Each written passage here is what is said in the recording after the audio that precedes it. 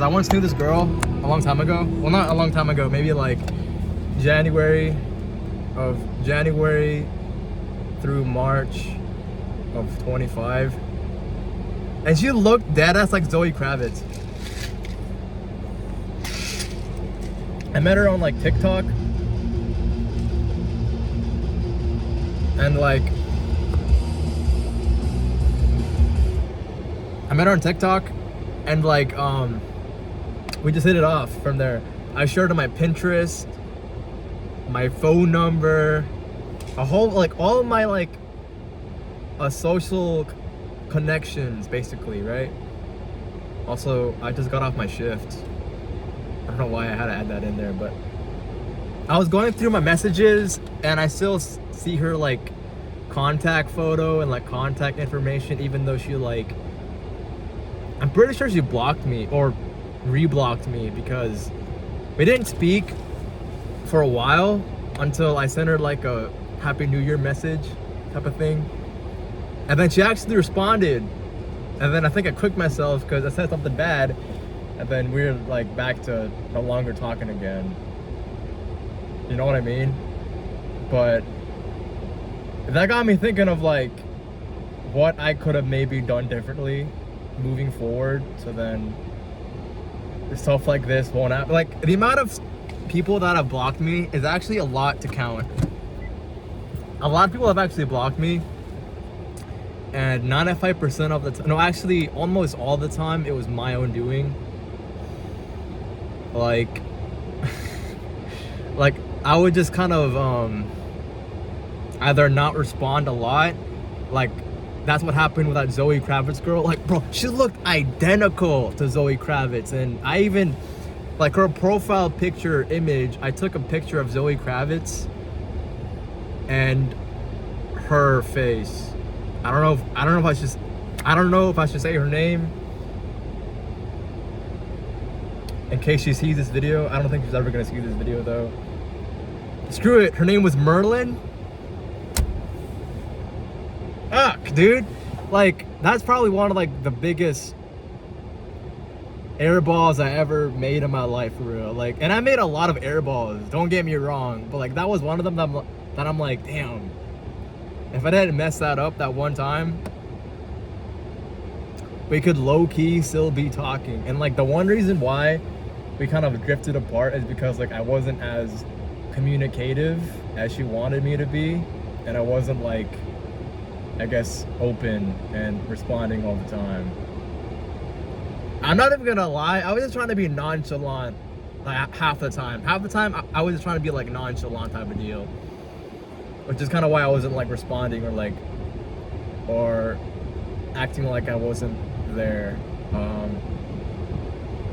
The thing is, I think she unblocked me on TikTok, although she doesn't repost stuff, like current stuff, and she doesn't respond to my messages. And the reason why I know this is because back in November or December of 25, no wait, I didn't send her a Happy New Year message. I think I sent her like Happy Thanksgiving or something like that, and then she responded, and then I cooked myself afterwards. It was either that, no wait, never go. I don't exactly know the timeline of events, I'll be honest, and if I leave this video to look at my text messages, I'm gonna lose the recording. But anyways, like I sent her a message, right? And then when I sent her the message, she basically said like, who's this? And then I said my name. And then she said, oh, okay, with the crying emoji. Like basically said like, I said my name, and then I said like, I hope you can like reconnect and talk again. Something like that, in a nutshell, right? And then all she replied with was, oh, okay. But like there was 3 H's in the O. And then she said, okay, with like a couple crying face emojis. You know the one. So that pretty much solidified my cookness at that point, that I'm probably never gonna talk to this person again. And this lesson is about acceptance and self-reliance. I think I actually talked about her a few times on my TikToks. Just straight talking about straight bullshit. Just straight talking about straight yaps. I think the topic and main idea would go the same way. Like, I would talk about acceptance / losing connection with someone that you used to be close with, like someone that you used to talk to all the time, and then you just randomly lost connection. I think that's how I mostly talked about her. But the thing is, I would never say her name. I would just kind of like, well, if I did, it's mostly because like this other TikTok user looked identical to her, and I thought like that was her at first, but then I realized it wasn't, because 2 different states, I think.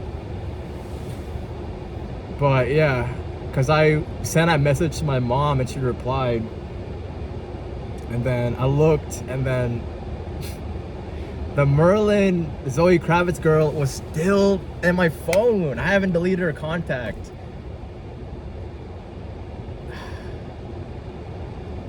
I never delete messages from people, even though, like, even if we stop talking.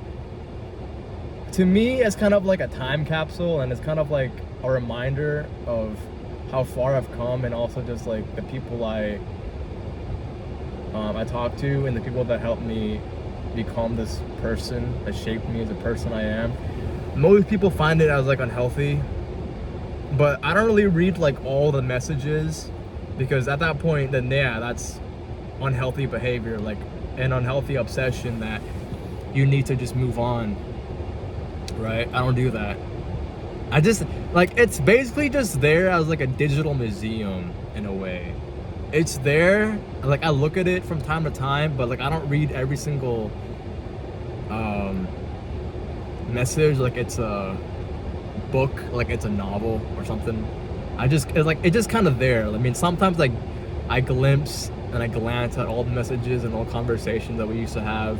Not just her, but just like people that I lost connection with in general, and I'm like, man, if I didn't do this certain thing, or if I didn't say this, or if they didn't do this, and if I didn't do that, etc., we would honestly still be talking, because like we started talking back in like March or like April in 2025, like around that time frame. And if I just like kept talking, was being very like responsive, then we honestly still could have been talking for real. I'm not even gonna lie, like this is honestly just something that you have to experience in order to grow, in order to evolve as a better person today.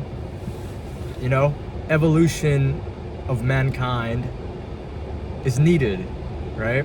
That is how we found fire as human beings. We are OG. We are goated as fuck. All right? That is how we discovered fire. We discovered wheel, because we evolved from the ape brain to now Homo sapien brain. We are now evolving. We evolved. But loss and failure and losing connection and losing touch, that is also important. You need to experience those type of things in your life, like rejection.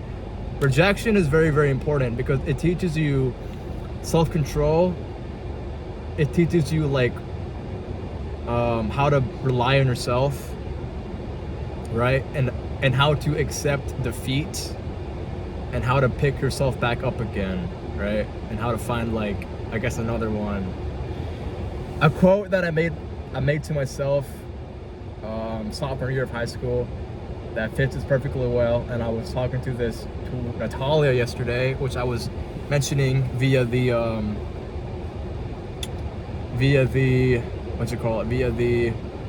Closet podcast introduction video. And it is: to live is to die is to repeat, and to quit is to accept defeat. God damn. I made that when I was like 16, and like to this day I still quote it to myself. Please don't copyright that though. That's my own doing right there. My own doing. I do plan to get that tattooed somewhere on my body. I just don't exactly know where. I do think it's like a good reminder that yes, you will make mistakes. You will lose connections with people. And you will also have to cut off people from your lives because they will either get too toxic for your well-being / new livelihood that you've created for yourself, or they are doing stuff that you don't want to follow anymore, like aka drugs, certain illicit activities, like I don't know, like robbing people, I guess, you know, like stuff that you don't really associate with your new lifestyle anymore. I saw this video. It was a guy playing GTA San Andreas, and the title was "Why I Had to Cut My Old Friends." And that video was very deep, very like thought-provoking. And essentially, like, this guy was talking about how he made a bunch of friends his high school years and like middle school years, and they were best of friends. But after high school, like, he realized they kind of went to paths that he wasn't really comfortable and didn't really like crime and drugs, and like when I say drugs, I mostly mean like the harder stuff, not WED, if you know what I mean. And he essentially said, like, if you want to be successful and if you want to just like ride out your own wave, then you have to cut them off and focus on you and find better people that suit your needs, right? That lift you up and not lift you down, weighing you, trying to become them.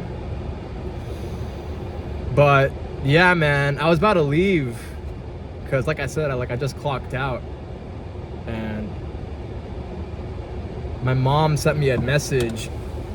Or no, she called me and sent me a message, and I checked my phone to see what the message was, and I still see her contact photo / messages on my phone, and that inspired me to make this video talking about loss. And it also helps that earlier this morning I made a video talking about my NoFap week 1 journey and how NoFap is actually really easy if you don't look at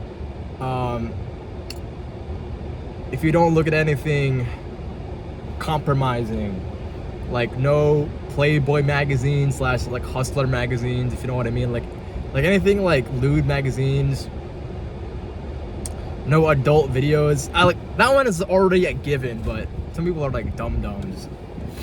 Don't look at like and if there's like a sex scene in a movie / nudity in a movie, which does happen in like a lot of films, like Basic Instinct, or like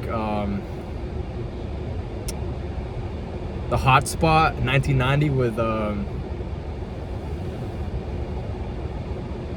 wait, what's her name? What is her name? She was in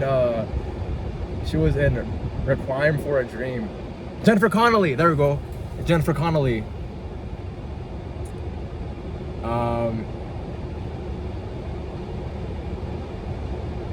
Yeah, almost like every single film from the 70s, 80s.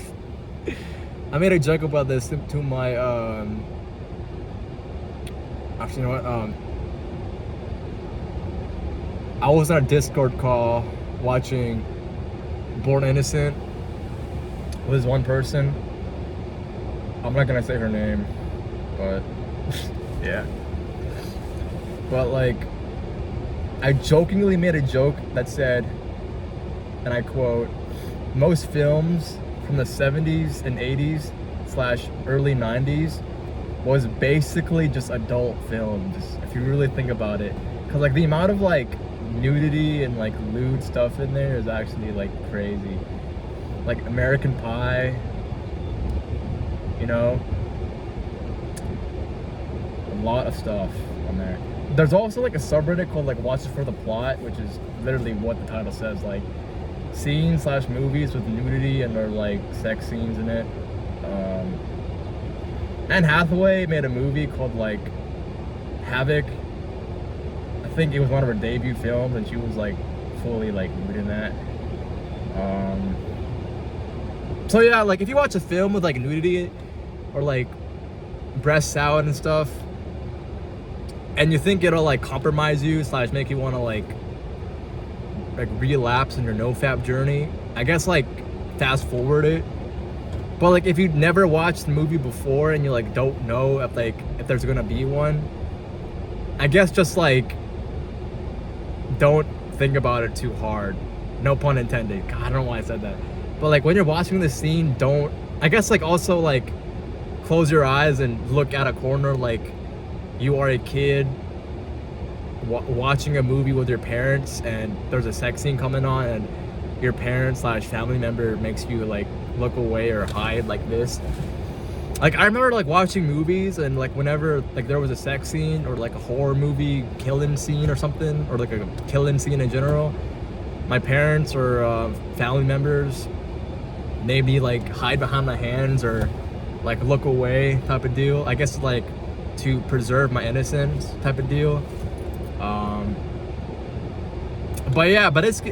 But basically the context of this video is to find strength in lost connections and to find peace within yourself to keep moving forward. Because that honestly made me reflect and think and maybe want to like make this video. And yeah, shout out to the Zoe Kravitz girl. Shout out to Merlin.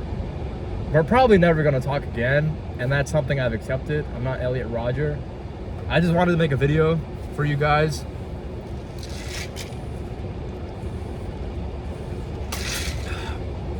And yeah, stay safe, y'all. I don't know what I'm going to title this. 1738. Hey, should I end this at 1738? Let's end at 1738. Have a great one, guys. Be safe.